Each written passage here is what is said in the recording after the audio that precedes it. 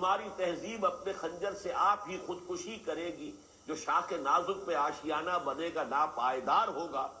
تو جو اس مغربی تہذیب کے شدت کے ساتھ مخالف ہیں وہ بھی یہ کہتے ہیں اپنے خطبات میں کہ مغربی تہذیب کا انر کور جو ہے وہ خالص قرآنی ہے۔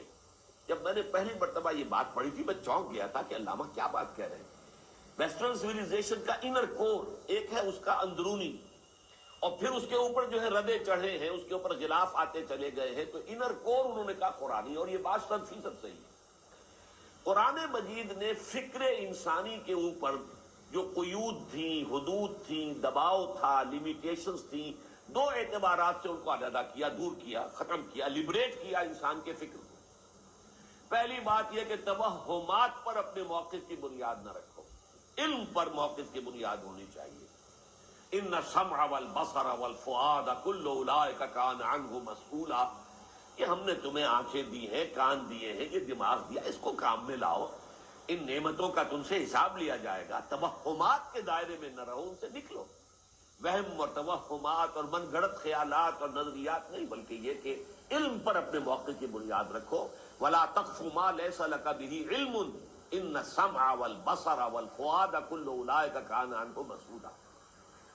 دوسرا کام اس نے یہ کیا کہ اس وقت تک انسان کی سوچ جو ہے وہ صرف استخراجی منطق، یعنی بال کی کھال اتار رہے ہیں، ایک ہی بات کے منطقی نتیجے نکالتے چلے جا رہے ہیں، اسی کے اندر جو ہے وہ گم ہے۔ اس کی بجائے جسے اب کہتے ہیں انڈکشن، ڈیڈکٹیو لاجک اور انڈکٹیو لاجک، اس کا آغاز در حقیقت قرآن کے ذریعے سے ہوا ہے۔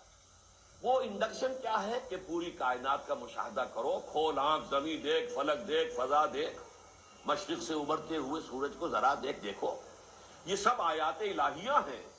ان فی خلق السماوات والارض واختلاف اللیل والنہار والفلک التي تجری فی البحر بما ينفع الناس وما انزل اللہ من السماء من ماء فاحیا به الارض بعد موتها وبث فيها من كل دابة وتصريف الرياح والسحاب المسخر بين السماء والارض لآیات لقوم یعقلون۔